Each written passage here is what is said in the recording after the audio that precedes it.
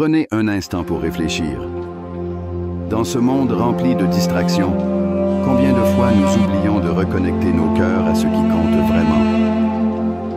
Aujourd'hui, nous allons explorer 5 dhikrs simples mais puissants, capables de transformer non seulement vos journées, mais votre vie entière. Ces paroles ne sont pas de simples mots. Elles sont des clés spirituelles, des ponts vers la paix intérieure et des rappels de la grandeur d'Allah. Chaque dhikr porte en lui une sagesse profonde et une lumière qui peut éclairer même les moments les plus sombres. Vous êtes prêts à découvrir ce voyage qui changera votre perspective sur la vie? Le souffle de la gratitude. Alhamdulillah. Chaque matin, alors que le soleil se lève et illumine le monde de ses premiers rayons, un spectacle se déroule devant nos yeux. Les oiseaux s'élancent dans le ciel en chantant, le vent murmure doucement à travers les arbres, et la terre se réveille dans un éclat de vie. Mais dans cette beauté quotidienne, combien de fois nos cœurs s'arrêtent-ils un instant pour dire Alhamdulillah, louange à Allah. La gratitude est un pont entre l'âme humaine et son Créateur. Elle transforme les banalités du quotidien en miracles et les luttes en bénédictions cachées. Pourtant, beaucoup parmi nous passent leur journée à rechercher ce qu'ils n'ont pas, oubliant ce qu'ils possèdent déjà. Prenons un moment pour méditer sur cette scène inspirante. Un homme, pauvre et accablé par les épreuves de la vie, se rendit auprès d'un sage pour lui confier ses peines. Cet homme, perdu dans son désespoir, ne voyait que le poids de ses manques et les fardeaux qu'il portait. Le sage, avec une douceur qui touchait l'âme, posa une question simple mais profonde. Si je te donnais une montagne d'or en échange de ta vue, accepterais-tu? L'homme secoua la tête. Jamais, car mes yeux sont ma vie. Le sage continua. Et si je te donnais une ville entière en échange de ta santé? Encore une fois, l'homme refusa avec conviction. Alors le sage sourit et dit, ne vois-tu pas que tu es déjà riche au-delà de tes rêves? Tes yeux, ton corps en bonne santé, et même le souffle que tu prends sans y penser, sont des trésors inestimables. Pourquoi te lamenter sur ce qui te manque, alors qu'Allah t'a comblé de tant de richesses? Cette histoire illustre une vérité universelle. Nous sommes souvent aveugles aux bénédictions qui nous entourent. Dire Alhamdulillah est plus qu'un acte verbal, c'est un état d'esprit, une posture du cœur. La gratitude dans le Coran et la Sunna, une clé spirituelle. Le Coran nous enseigne que la gratitude envers Allah est le secret d'une vie épanouie. Si vous êtes reconnaissant, très certainement j'augmenterai les bienfaits pour vous. Sourate Ibrahim 14:7. Dans ce verset, Allah nous promet que chaque expression de gratitude ouvre la porte à davantage de bénédictions. Mais pourquoi est-ce que si important? La gratitude nous éloigne de l'arrogance, cette maladie de l'âme qui pousse à croire que tout ce que nous avons est dû à nos propres efforts. Elle nous apprend à reconnaître la source ultime de tout bienfait, Allah. Le prophète Muhammad, paix et bénédictions sur lui, était l'exemple parfait de cette reconnaissance. Bien qu'il soit le bien-aimé d'Allah, il passait des nuits entières en prière, remerciant son Seigneur. Lorsqu'on lui demandait pourquoi il faisait cela, alors qu'il était déjà assuré du pardon d'Allah, il répondait « Ne devrais-je pas être un serviteur reconnaissant ?» Sahih al-Bukhari. Transformer la vie par la gratitude. Imaginez un instant que vous commencez chaque journée avec ce simple mot « Alhamdulillah ». Levez les yeux vers le ciel et réalisez que, peu importe les défis que vous affrontez, vous avez encore l'opportunité de respirer, d'aimer et de vous rapprocher d'Allah. La gratitude transforme non seulement votre perception de la vie, mais elle vous rapproche également du divin. Prenons l'exemple d'une femme qui, confrontée à une maladie grave, décida de ne pas sombrer dans l'apitoiement. Chaque jour, elle répétait « Alhamdulillah pour aujourd'hui, Alhamdulillah pour ce souffle que je prends ». Sa force intérieure grandit à travers cette pratique. Elle découvrit que, même dans l'épreuve, il y avait des bénédictions bénédiction, la patience, l'espoir et la compassion des autres. Un appel au cœur. Aujourd'hui, je vous invite à une simple réflexion. Combien de fois, au cours de votre vie, avez-vous dit « Alhamdulillah » pour ce que vous considérez comme acquis? Vos yeux qui voient, vos mains qui créent, votre cœur qui aime, tout cela est un don d'Allah. Imaginez le monde que nous construirions si chaque âme adoptait la gratitude comme mode de vie. Le dhikr, Alhamdulillah, devient alors un baume pour le cœur, un remède contre l'insatisfaction et une lumière dans l'obscurité. Alors, dès maintenant, répétez après moi, Alhamdulillah pour ce moment, Alhamdulillah pour la vie. Chaque mot que vous prononcez vous rapproche un peu plus de la sérénité que vous cherchez. Que direz-vous la prochaine fois que vous ouvrirez les yeux au matin? 2. La lumière du pardon. Astaghfirullah. Prenons un instant. Respirez profondément. Fermez les yeux si vous le pouvez. Et laissez votre esprit se calmer. Pensez à votre journée. Combien de fois avez-vous fait une erreur, consciemment ou non? Combien de fois votre cœur a-t-il vacillé, emporté par la colère, la peur ou même l'oubli? Et maintenant, posez-vous cette question. Ai-je demandé pardon à Allah aujourd'hui? Astaghfirullah. Un murmure d'espoir dans le tumulte de la vie. Dans le tourbillon du quotidien, nous sommes souvent submergés par nos responsabilités, nos rêves et parfois nos échecs. Nous trébuchons. Mais combien d'entre nous prennent le temps de dire sincèrement « Astaghfirullah » ? Je demande pardon à Allah. Ce simple mot est un baume pour les âmes fatiguées, un rappel que, malgré nos imperfections, nous avons un refuge auprès d'Allah. Le prophète Mohammed, paix et bénédiction sur lui, nous montre l'exemple ultime. Imaginez un instant, l'homme le plus pur, choisi par Allah, répétait cette demande de pardon plus de 70 fois par jour. Pourquoi? Parce qu'il comprenait que le pardon n'est pas seulement pour les fautes, c'est un acte d'humilité, une reconnexion avec notre Créateur. Dans un hadith, il a dit « Ô vous les gens, repentez-vous à Allah, car je me repens à lui 100 fois par jour. » Sahih Muslim. Si celui qui était exempt de péché demandait pardon aussi souvent, que dire de nous, qui errons parfois loin du chemin droit? Une libération émotionnelle et spirituelle. Demander pardon à Allah est bien plus qu'un rituel. C'est une libération. Imaginez porter un sac lourd rempli de pierres. Chaque pierre représente un regret, une erreur ou un poids émotionnel.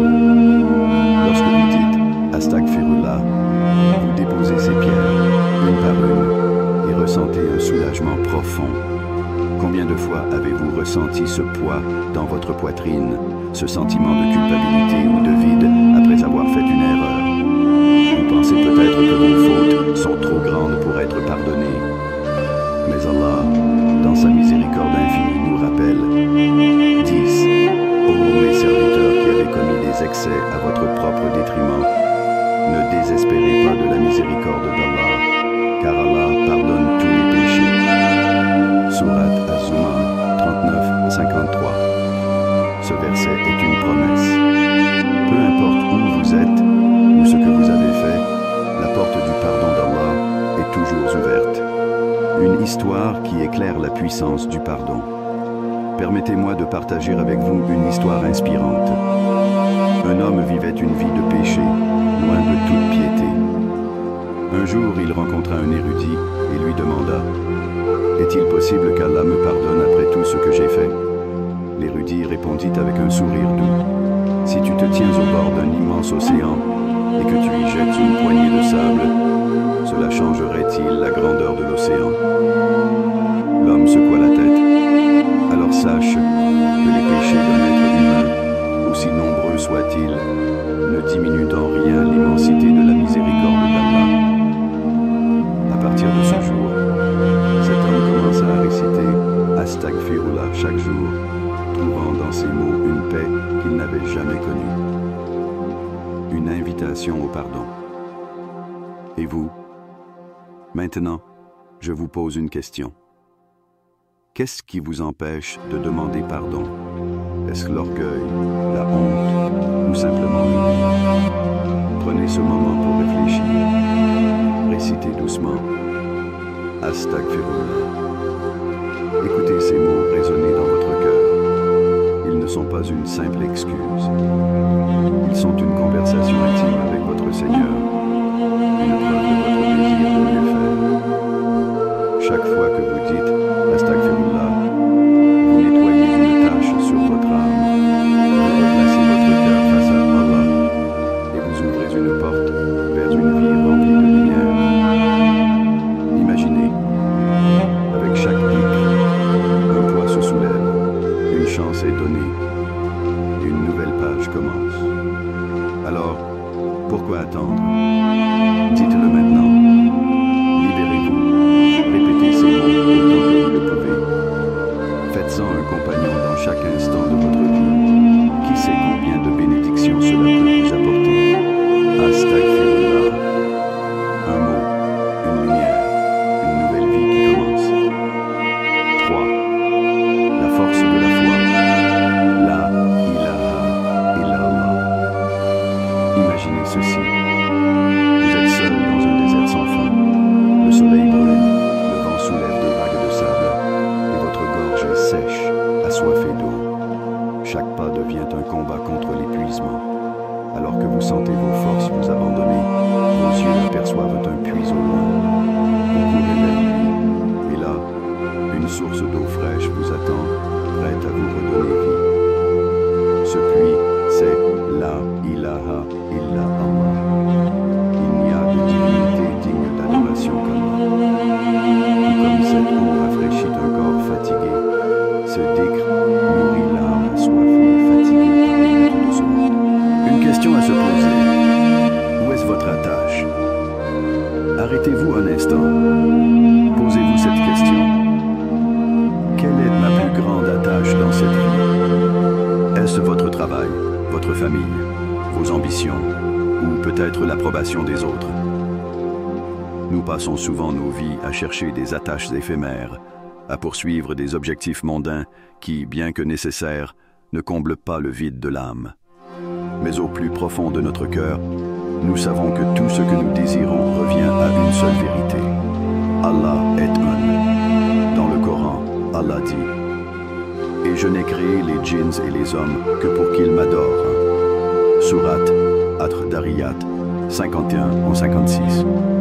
Ce verset nous rappelle que notre but ultime est de nous attacher à Allah, de faire de lui la source de notre réconfort, de notre espoir et de notre direction. Une histoire qui illustre la puissance de la ilaha illallah. Un jour, un bédouin, simple dans ses manières, mais profond dans sa réflexion, se tint devant le prophète Mohammed. Paix et bénédiction sur lui. Il demanda au messager d'Allah, « Qu'est-ce qui me garantira le paradis ?» Le prophète répondit avec une simplicité déconcertante, « Quiconque dit sincèrement « La ilaha illallah » entrera au paradis. » Sahih Muslim. Le bédouin partit avec un sourire, réalisant que ce dhikr n'était pas seulement une phrase, mais une clé qui ouvre les portes de l'éternité. Un dhikr qui transcende le monde matériel. Réciter la ilaha illallah nous rappelle que tout ce que nous recherchons dans cette vie, richesse, bonheur, paix, est finalement entre les mains d'Allah. Lorsque vous réalisez cette vérité, votre cœur trouve un apaisement que rien d'autre ne peut offrir. Le prophète Muhammad, paix et bénédiction sur lui, a dit « La meilleure chose que moi et les prophètes avant moi avons dite est La ilaha illallah. »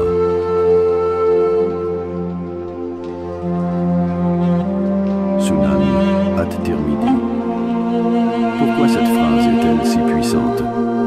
Parce qu'elle recentre l'âme.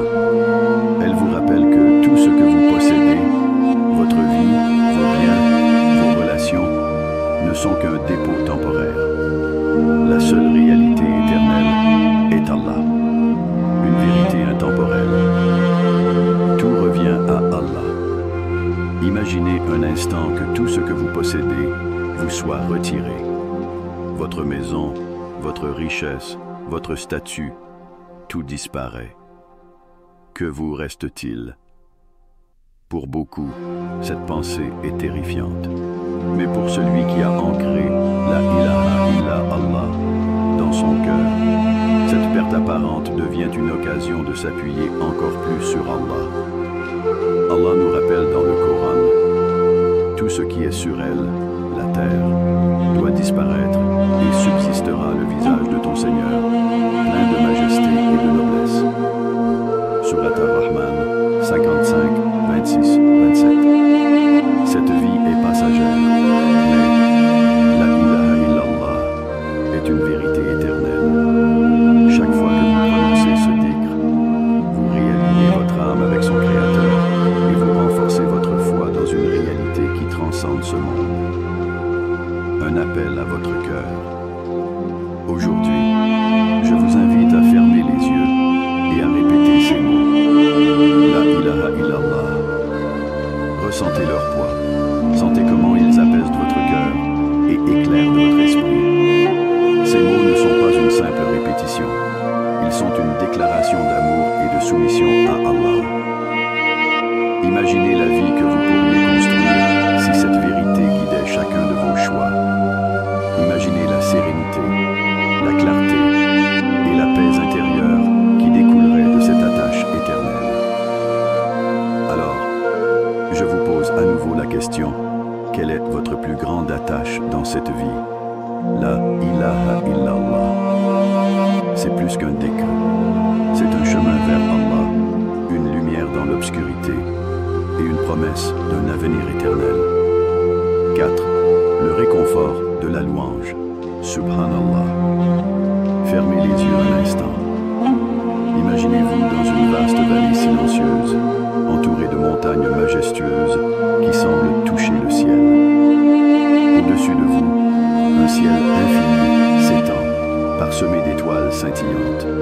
Chaque étoile semble murmurer un secret, témoignant de la grandeur et de la perfection d'Allah. Dans ce moment de calme, vous chuchotez doucement: Subhanallah, gloire à Allah. C'est dans ces instants de contemplation que l'âme trouve sa paix. Subhanallah n'est pas seulement une louange, c'est une reconnaissance que tout ce qui existe, le ciel, les montagnes, la mer et même nous-mêmes, est une preuve de la perfection divine. Une scène d'émerveillement. Imaginez une autre scène. Vous marchez sur une plage à l'aube. Les vagues viennent doucement caresser le sable et le ciel se peint de teintes dorées et pourpres. Chaque détail de cette beauté naturelle semble orchestré par une main invisible. Vous vous arrêtez, respirez profondément et laissez échapper un murmure. Subhanallah. Ce dhikr est un moyen de reconnecter notre cœur avec la beauté et l'ordre de la création. Allah dit dans le Coran: nous montrerons nos signes dans l'univers et en eux-mêmes, jusqu'à ce qu'il leur devienne évident que c'est cela la vérité. Surat Fussilat 41-53. En récitant Subhanallah, nous affirmons que toute cette beauté n'est ni le fruit du hasard, ni un simple accident de la nature. Elle est le reflet de la sagesse et de la perfection d'Allah. Une histoire pour toucher l'âme. Il était une fois un berger, solitaire au pied d'une montagne. Chaque nuit, il levait les yeux vers le ciel étoilé, fasciné par sa splendeur. Un jour, un voyageur passa et lui demanda: tu sembles si heureux malgré ta solitude. Qu'est-ce qui remplit ton cœur de paix? Le berger répondit: chaque fois que je contemple ces étoiles, je vois les traces de mon Seigneur. Même si je perds tout dans ce monde, tant que je peux lever les yeux et dire Subhanallah, alors je n'ai rien perdu. Ce berger avait compris une vérité que beaucoup oublient dans les tumultes de la vie. Ce n'est pas la possession matérielle qui comble l'âme, mais la capacité de reconnaître la grandeur d'Allah dans chaque détail de sa création. Subhanallah.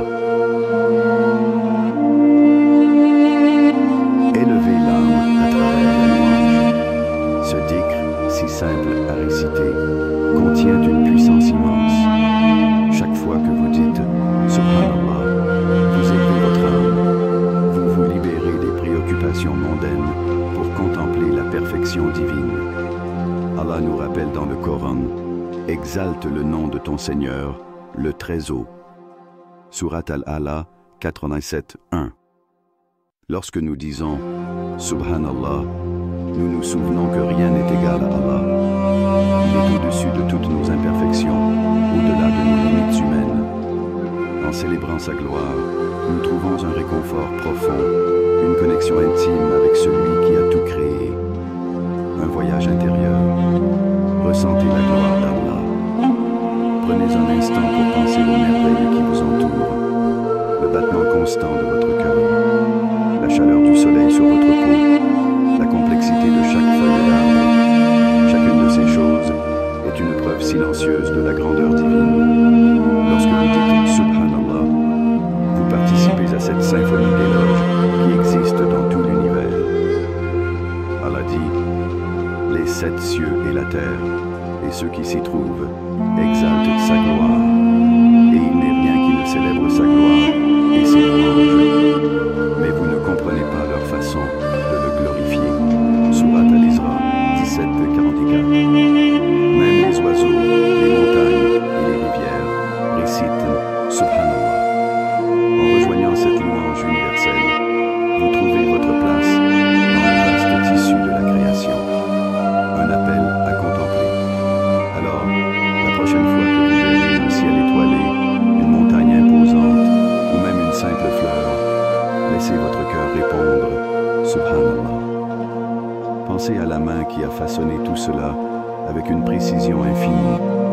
Permettez à ce dhikr de remplir votre cœur de gratitude et d'humilité.